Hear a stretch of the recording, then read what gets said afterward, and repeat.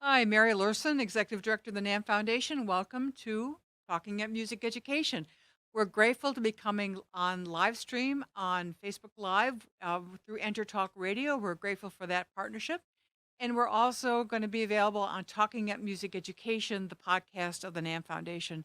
So my cool factor has just gone way up because I'm sitting here with the drummer Yeah. from OK Go, Dan Hi. Konopka. That's right. Did I say it right, That's Dan? right. Right. Nailed it. And we're so excited that in just short order here, it's in the afternoon of Thursday, the 25th. In short order, the whole ensemble will be arriving on That's campus. right. Yeah. And you'll be taking over our Grand Plaza stage Yep. at 6 o'clock tonight, about 6:15 or so. You come on, and That's right. can you tell us a little about the show tonight? What do you plan? It's a full gig. I It's mean, a it's full like gig, it's the yeah. whole thing. It's gonna be songs from every record we've done, and because of the holidays, we didn't really get a chance to rehearse, so we're just gonna throw ourselves at our instruments and try to Uh, try to And rock Nam for you. and we know that it's just going to be fantastic. Yeah. We've got the biggest stage ever here at NAMM. Not as big a stage you've probably played on, but we'll be actually with you backstage before with our executive committee and the NAMM Foundation board because tonight is also a celebration of the NAMM Foundation and all the Oh, work we do for music education. oh, So that's awesome. that's why we're so grateful that you're Yeah. here to help us with that. And we also know that you're an ambassador for Make Music Day, which is NAMM is a national sponsor of that. Okay. So we're grateful for that too. Oh, So we are so glad to be here. all those worlds come together. So we always like to start these conversations with fun and engaged music professionals with your origin story. Where did you start learning music? Did you grew up in Illinois, a suburb of Yeah, Chicago? Was there music in schools? there Was there was. a band director that sort of said, Oh "Oh, yeah. maybe drums for you, maybe drums for you"? I Yeah, mean, right? yeah. Well, my oldest brother played in the orchestra in junior high school, and then he went off to Interlochen Arts Academy. Oh boy, that's inspiring. Yeah, Yeah. and he would play a lot of classical music around the house, and so around third grade in school, elementary school, I started playing double bass, and that became a real issue to move around. Like this But you're huge. fairly tall, right? Well, we had Yeah. like a It's all. escort, like a Ford Escort. Like it was like It's a like. big problem to Do get. you really have to buy a car for the bass? Yeah, Exactly. right. And I loved it, but rock and roll. My dad was into rock and roll, and I loved what was going on the radio. So I ended up getting into drums, and my uncle had an old Ludwig acrylite snare drum that he gave to me, and at around 9 years old, I started taking drum lessons in Wheaton, Illinois. And within a year, on Christmas morning, I got my first drum set. Was it a Ludwig? It was a Ludwig. Oh boy, that was the era, right? My Oh brother had yeah. a Ludwig. Oh yeah. It's like if in the Midwest, something about Uh-huh. Ludwig really nailed it in the Oh yeah, Midwest. totally, Right. totally. Yeah. And so Christmas morning, I got up and there was a drum set in the living room, and it didn't leave the living room for about a couple weeks, and yeah, I just dove into that and took lessons for a few years in school and privately. But they had it in school. Oh Were you in yeah. the school band and you did the holiday concerts and the Mm-hmm. spring concerts and Totally. Yeah. up through middle school and high school? Were you in the high school? Yeah. Well, by middle school, I was pretty much moved over to like prog rock, and I was like getting into Rush and Yes and Led Zeppelin and things like that. So like I left the jazz and classical thing and just started focusing on private lessons and learning Mhm. Iron Maiden And you had songs. a band? Did you have a Mm-hmm. high school band, High school, band yeah, high in a school band. garage band? And was it your garage or somebody else's It was somebody garage? else's garage. Oh, your But mother we, was so oh happy yeah, with you. yeah, big time. She fed everybody and let everybody go somewhere else to Yeah, play, yeah, right? yeah. And we would do the Battle of the Bands, and it was awesome. I was a sophomore in high school playing with senior dudes, and we would play, all sorts of heavy metal and prog rock and stuff like that. And so that's how I really got into like taking the instrument really seriously. Yeah. Don't you think that's still happening today? Don't you think kids are they're forming bands and I you think just they don't are. hear about it as much, I don't think. Or Yeah, maybe it's just part of the culture. It's just part of I mean, I'm not looking at a lot of social media of 16-year-olds. I'm just going to say that. I don't really kind of know what they're doing with the yeah. music, but something tells me that they're probably it's still part of the Oh, for sure. I and think I think in the last couple of years, even the last 10 years or so, kids are making music on their laptop. Oh yeah. So So it's they're the getting medium has changed, the and they're medium has changed. recording, Yeah, yeah, and they're mixing, and that's they're right. right. Yeah, the electronic music, and that it's so readily available, and if they have a even if they have an iPad or something, they can make beats and make the type of music that's it's maybe there's some depth to it that they can't really nail, but what they're listening to on the radio, they can pretty much accomplish that And they sound. can overlay something. Could be a spoken word or a rap, or Right. they're over, the mixing. Yeah. Yeah. Well, I'm so glad you had music in school. Oh, me too. That's Totally. our motto. Oh yeah. I mean, just think what this world would be if every Oh, young person had the choice. It's not about necessarily having to be that super talented, right. right, or innovative person, but they had this choice as part of their lifelong learning. It was Right. just in them. And I grew up in the Midwest. We kind of started out chatting about that. You grew up. I had that Hmm. opportunity too. Yeah. And to have gone through these couple of decades where you're engaged with communities where the kids don't have that opportunity, it's Right. hard to imagine. Yeah. Which is why we've been so deeply involved with this work to promote music education and talk about music education. Yeah. And, Well, I have a we're 6-year-old at home, and having musical instruments around the house is really important. And he goes through phases between like wanting to play the piano or the drum set in Minecraft. So like I try to like, here, why don't you play the synthesizer? But the school we picked for him has got a really strong musical component to it, and that's important to us. well, the good news is that because of efforts like parents like you demanding it for their children Hmm. and more consciousness in the public about its value for kids, we're working very hard Yeah. to create this opportunity. We always say the opportunity that we had when we were kids, Right. right? I mean, let's make sure that opportunities. Well, Right. let's talk about OK Go. Oh, sure. Oh boy, what a phenomenon! What a right. Yeah. You're one Thank of the you. original Mhm. members. Yeah. Tell us, 20 years ago, Yeah. how did that? What happened? What was it? Did you all just bumped into each other in the street corners? And said, let's do really weird things in airplanes, and let's do really weird. Oh, I mean, how? What would the origin story of OK Go? well, the lead singer Damien and Tim, the bass player, were friends when they were like 11 years old, and they went to that same arts camp my brother went to. Interlochen. And Yeah. if you don't, those watching and listening don't know what Interlochen is, it is a force of Hmm. arts education that's Yeah. located up in the not in the Upper Peninsula, but the main part of Michigan. I shouldn't say main part of Michigan. It's the lower Yeah. lower Michigan, Yeah. in Traverse City, and it is a mecca not only for music but for visual arts and Yeah. theater and dance and where really gifted, innovative young people, if they have a chance to go, they really come out as leaders in our culture. Yeah. They really do. That's right. And I Yeah. think Tim was there, I believe, for theater, and Damien there was for visual arts. But by the time they had finished their camp, they became really close friends and pen pals, and they always wanted. I think they had a band at Interlochen, but they made a pact to have a band later in life. And so when Tim went to DePaul in Chicago, Hmm.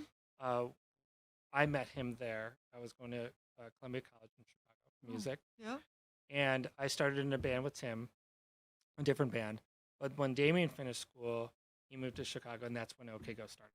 In Now, Chicago. yes. I had no idea you guys started Yeah. in Chicago. Hmm. Huh. And that was So like, you all have Chicago roots then. It's all. yeah. Oh, wow. I mean, I have ideas about that, I mean, in terms of going to Chicago about music Uh-huh. education, helping the city. Yeah. We could talk about that. Well, we were just there last winter, and we went around to some schools. Just That's sort of, great.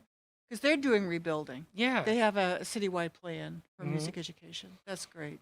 Yeah, and so around that time, the band started, and this is before internet really was really happening. We did a lot of like Yes, young promotional people out stuff. there. There was Yeah. a time Yeah, where bands were formed, bands developed, that's right. bands grew their identity. right. Audience loved them Hmm. without the internet. That's It's right. hard to imagine. Yeah, before you could do a Facebook blast, Yeah.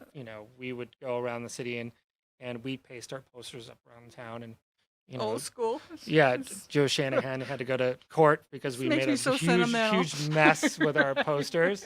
But in the end, it brought a lot of people down to the metro, and Yeah. and so we started playing a lot of local shows. I think we did get up to Milwaukee couple times, like regional shows, and then we landed onto Capitol Records. We were there for 10 years. So we put out our first album in 2001 on Capitol, and we just toured for the following 9 years, 9 months of the year. And that was one of those sweet deals, Mm-hmm. right? I mean, Oh, that for sure. when it works with the record, we know that there's some stories that don't work with record companies, Yeah. but there's some when it works, it really works, Yeah. right? And this Yeah. one really hit. It was Well, really- it was by the time, we did a conventional sort of record label, releasing of albums and touring cycles and stuff. But around 2006, we just kind of took the whole creative part of the visual part of what was coming out for the band in our own hands. And we did this homemade, like, it was like a rehearsal video of a backyard choreographed dance routine. And we put that on Is it line. still out? Is it Oh yeah, still- yeah. It's called A Million Ways. Okay. And it was the kind of the first thing that had ever gone viral for us. It was like being shared. This is you- before YouTube. So you were sharing, you're experimenting with the whole domain, the whole Yeah. internet. I mean, it was concept. it was sort of, it wasn't even done on purpose for us. We were just like, we made this rehearsal video, and people started sharing it, and then we realized that more people had watched that than had bought our albums. So, like, let's do Aha. let's do another video, but do Aha, it a little bit more right? on purpose. And that Yeah. was when we did the treadmill video for Here It Goes Yes. Again, Yep. and that was on when the Grammys, that we won a Grammy right? that year for that, and we performed it live on the VMAs that year. Yep. I think And we all kind of remember where we were. yeah, Truly, I mean, we always go, what? right, Wow, that is cool. I mean, you can say that's cool a lot, but then when you Yeah. go, that is cool. I mean, it's like layers of Yeah, cool all yeah. kind of landed. that was the single most frightening experience of my entire life to this day. No. Is doing the treadmill video live on MTV in front of, like, there's Justin and Beyonce and Jay-Z, and we're just like, oh no, if somebody crashes, this is going to be the end. It'll be the end. right. But we got through the routine, and we wiped out, and it was intense. It was the most Yeah. intense thing ever. Everything, honestly, when I watch your videos, they're not relaxing. No, I mean, I got to tell you, I got to tell you, I mean, you kind of watch this. but they're joyful. Oh, they're joyful. They're Yeah. fantastic. And you scream at the end and you just go, I love it. Do it again. Do it again. But, it's like you are on your, they kind of create the seat of your, Yeah. the seat of your seat. You just kind of go, are they going to do it? Are they going to do it? Yeah. Are they going to fall off the treadmill? That's so right. We're all there with you, doing it. Yeah, So- that's on purpose. We like make these one take videos because it really does, I think, bring the viewer into the tension of, like, Oh, oh no man, kidding. is this thing gonna end But it, good or what? but it's a heightened artistic tension. It's not like a bad, it's Right, like, right. It's like I'm gonna hit you kind of tension. No, it's a heightened artistic tension. It's a fun thing. Yeah. So I gotta you've kept apologizing. I'm not really the technical guy behind all this, but you've already revealed quite a bit of insight and knowledge about the process. And I have to ask a little bit about the process Sure. because, man, it feels naturally, because I knew I was going to meet you. You're all going to be with us at the NAMM Show, helping us with the celebration tonight. And we're all so excited about it. Then you kind of you start watching your videos casually, and then all of a sudden you can't stop, right? And then you're going to go, how did they do that? I mean, this is what's so cool. Part of the coolness is that it draws us into a place where we're going. There's construct there, Mm-hmm. right? Yeah. I mean, you say there is construction. This is not haphazard. This is meticulous, like down to the beat, down to the Mhm. 16th note, down to the interval, down to the right. Yeah. It's so, and then you say, all right, so they constructed it. How did they know to construct it? Well, I mean, how did That's the process that what's interesting that you bring this up. We'd recently done a TED Talk about the creative ideas that we come which up with. I also saw, and I would recommend anyone to see it. It was wonderful, and you Thank guys you. explaining the plan and Mhm. the process, and right, I loved it. Often with our videos, we don't really have a plan. we kind of get ourselves into the world that we want to do something cool in. And after we get in there, everyone kind of pitches ideas about what they're feeling and what sort of responses they're getting, and we take really good notes of what seems to work in that world. Like in the music video that we did in Zero Gravity, there was no way to prepare for how things were going to respond in microgravity. So when we went up into the airplane for the first couple times, it was just like playing around, just sort of trying to figure out how things move in this environment, and what you think might be a cool idea really isn't, and what kind of movement looks really cool. And by the time we land, we sort of take our notes and we're like, oh yeah, this is a winner, this is a winner, this one's not so good. You think it'd be great to just like splash yourself in the face with water? It's just like, no, it doesn't quite look great. So, and then we have to think about how the arc of the experience for the viewer, from the beginning of the video to the end, and we take somebody on a journey. And so all that's really in consideration. So we think really hard after we get into that environment. So do you think when you think the plan, you experiment with the plan? Yeah, Do you come back and then reevaluate? Do you do this on absolutely. paper? Oh yeah. So do you have flip charts? I mean, Oh, do you for have sure. legal charts and you're drawing and you go, well, that was, that doesn't work. And, I mean, again, this dynamic process that is the essence of project management, the essence of creating something, the You- essence of building something. You Right? totally nailed it. That's exactly, like, there's a lot of note taking, a lot of charts, trying to figure out what are the best ideas, how much time do we have to accomplish the idea, what the role of each member in the video is doing. And so all that's a lot. There's a lot of cramming. I'm not really a part of that as much Well, you're as not some of the, building. You're not yeah. building the spreadsheets, Right. Because I heard that there's a lot of spreadsheets in all of this. Yeah, in some videos, it's know? oh man, there's a ton of stuff. Timing and sequencing and Oh, yeah. and which note and which move and Exactly. I mean, but I guess what I'm driving at, and is that as we learn at any age Mhm. to create, Mhm. and we learn at any age to execute Mhm. and to develop a plan and to run a plan and to manage the plan, Mhm. there's just some kind of basics here, Yeah, right? for sure. That you just blow up Yeah. in these big extravaganzas, but it's kind of built on some pretty solid day-to-day principles, right? Oh, absolutely, Right. totally. And in a lot of the videos, we're stressed out. We're because we want to do these things that the probability is pretty low that it's going to happen in sequentially.